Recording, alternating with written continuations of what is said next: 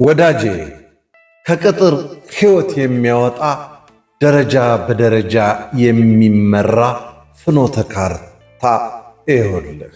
ደረጃ 1 አስተሳሰብን ለውጥ። የለውጥ መጀመሪያው አስተሳሰብን መለወጥ ነው። የትኛውን አስተሳሰብ ነው እምለውጠው ካልክ የተቀጣሪነት አስተሳሰብህን መጀመሪያ ቀይር። እመነኝ፣ ተቀጥሮ ሀብታም የሆነ ሰው የለም። ደሞዝ ማደንዘዣ እጽ መሆኑን ተገንዘብ። ደሞዝ እንዳትድንም እንዳትሞትም በማድረግ ፈሪ እንድትሆን ያደርግሃል። ቢዝነስ ለመጀመር ብከስረስ ብለህ ትፈራለህ። ያለ ደሞዝ ሕይወት ባዶ ይመስልሃል። አይዞህ፣ አትፍራ። ይህ የሁሉም ተቀጣሪ ስጋት ነው፣ እኔንም ጨምሮ። በተቀጣሪና በሥራ ፈጣሪ መካከል ያለው ትልቁ ልዩነት አስተሳሰብ ነው። ተቀጣሪዎች ትኩረት የሚያደርጉት በደሞዝ ጭማሪ፣ በሥራ ዋስትናና ቀጣሪያቸው በሚሰጣቸው ጥቅማ ጥቅም ላይ ሲሆን፣ ሥራ ፈጣሪዎች ግን ትኩረታቸውን የሚያደርጉት ችግሮችን በመለየት መፍታት፣ እሴት መፍጠርና ለውጤቱ ኃላፊነት መውሰድ ላይ ነው። ተግዳሮቶችን እንደ ድል ማየት ጀምር። ደሞዝህ አይበቃህም። ስለዚህ ሲቸግርህ ዝም አትበል፣ ተንቀሳቀስ፣ አንብብ። ምን ማድረግ እንዳለብህ ጭንቅላትህን አሰራው። ደረጃ 2ን ሹክ ልበልህ። ዋጋ ያለው ተፈላጊ ክህሎት አዳብር ወይም ማስተር አድርግ። ማንኛውም ስኬታማ ንግድ የሚጀመረው ከአንድ ክህሎት ወይም ሙያዊ ብቃት ነው። እንደ ግራፊክስ ዲዛይን፣ ዲጂታል ማርኬቲንግ፣ ሽያጭ ወይም ሴልስ፣ ድረገጽ ማልማት ወይም ዌብ ዴቨሎፕመንት፣ ኮፒራይቲንግ ወይም ማማከር፣ ኮንሰልታንት በመሰሉ ከፍተኛ ገቢ የሚያስገኙ ክህሎቶች ላይ ትኩረት አድርግ። ክህሎትህ እያደገ በሄደ ቁጥር ደንበኞችን መሳብና ገቢ ማመንጨት ይበልጥ ቀላል ይሆንልሃል። ስለዚህ ስራህንም ሳትለቅ ጎን ለጎን ሌላ ተጨማሪ ገቢ ማግኛ የሚሆን ስኪል በነፃ ከዩቲዩብ መማር ጀምር። ልብ በል፣ ይህን ስታደርግ አንደኛ ገቢን ታሳድጋለህ፣ ሁለተኛ ደግሞ እንዴት የራስን ቢዝነስ መጀመር እንደሚቻል በደንብ ትማራለህ። ወዳጄ፣ ጎን ለጎን የምትሰራው ሥራ ደሞዝህን ተክቶ አንተን የሚያኖር እንደሆነ ስትረዳ ከተቀጣሪነት ወጥተህ ሙሉ በሙሉ ከራስህ ሥራ ላይ ትኩረትህን ታደርጋለህ። ሁሉንም ልብ በል።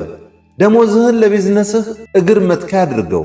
የምትጀምረው ቢዝነስ አገልግሎት መስጠት ስለሆነ ምንም መነሻ ገንዘብ አያስፈልግህም። ደረጃ 3 የባሰ ነው። የግል ብራንድህን ወይም ፐርሰናል ብራንድ ገንባ። ሰዎች የሚሸምቱት ከሚያምኑት ሰው ነው። በማህበራዊ ሚዲያዎች ላይ ሙያዊ ገጾችን ክፈት። ከተማርካቸው ስኪሎች ጠቃሚ ይዘቶችን አጋራ። ስራዎችህን አሳይ። እንዲሁም ሙያዊ ብቃትህን አስመስክር። ጠንካራ የግል ብራንድ ማዘጋጀት ለማስታወቂያ ከፍተኛ ገንዘብ ሳታወጣ እድሎች እንድታገኝ ይረዳሃል። ደረጃ 4ም አለ። የፍሪላንስ ወይም የጎንዮሽ ስራዎችን ጀምር። አሁን ካለህበት ስራ ከመልቀቅ በፊት ባዳበርከው ክህሎት በትርፍ ጊዜ ገቢ ማግኘት ጀምር።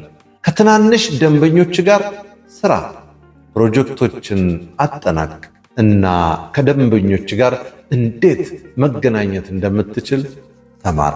ይህ ደረጃ የፋይናንስ ስጋትን በመቀነስ ልምድ እንድታገኝ ይረዳሃል። ደረጃ 5 ሽያጭና ማርኬቲንግን መማር ነው። የሽያጭና ማርኬቲንግ ስኪል የገንዘብ መፈልፈያ ማሽኖች ናቸው።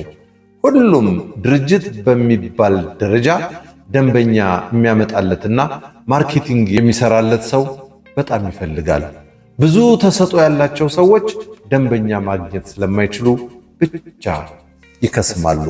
አገልግሎቶችህን እንዴት እንደምትሸጥ፣ የእሴትህን ጠቃሚነት እንዴት እንደምታስረዳ፣ በዋጋ ላይ እንዴት እንደምትደራደር እና ስራህን በኢንተርኔት እንዴት እንደምታስተዋውቅ ተማር።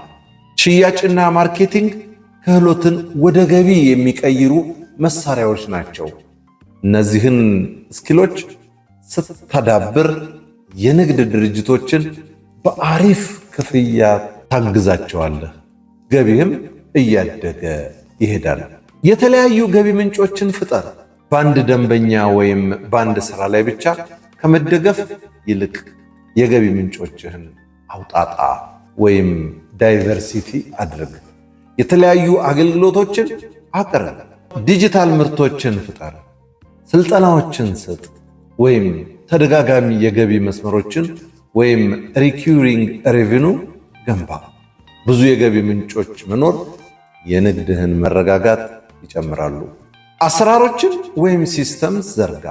ሁሉንም ነገር በራሳቸው ለመስራት የሚሞክሩ ሥራ ፈጣሪዎች ውለው አድረው በስራቸው ይሰላቻሉ።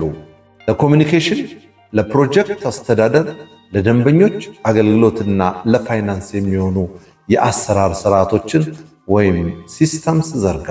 ጥሩ አሰራሮችን መዘርጋት ንግዱ በብቃትና በተሳለጠ ሁኔታ እንዲያድግ ያስችላል። ሌላው ገንዘብ ቆጥብ። ትርፍህን መልሰህ ኢንቨስት አድርግ። የምታገኘውን ገቢ በሙሉ ከመጠቀም ተቆጠብ። ከትርፍህ የተወሰነውን ክፍል ለመስሪያ መሳሪያዎች፣ ለትምህርት፣ ለማርኬቲንግና ለንግድህ እድገት መልሰህ ፈሰስ አድርገው። ስኬታማ ሥራ ፈጣሪዎች ትርፍን ለቢዝነሳቸው ማስፋፊያ እንጂ ለሌላ ወጪ መሸፈኛ አያደርጉትም። ከሰራተኝነት ወደ ንግድ ባለቤትነት ተሻገር። የደንበኞች ቁጥር እየጨመረ ሲሄድ ተደጋጋሚ ስራዎችን ለሌሎች ውክልና በመስጠት ወይም አውትሶርስ በማድረግ አንተ እንደ ስትራቴጂ መንደፍ፣ ሽያጭን ማቀላጠፍና ንግድ ማስፋፋት ላይ ባሉ ከፍተኛ ዋጋ ባላቸው ተግባራት ላይ ትኩረት አድርግ። ግቡ የራስህን ሥራ መፍጠር ብቻ ሳይሆን የትልቅ ድርጅት ባለቤት መሆን ነው። ማሳደግና ማስፋፋትም ያስፈልግሃል። ስኬል ኤንድ ኤክስፓንድ።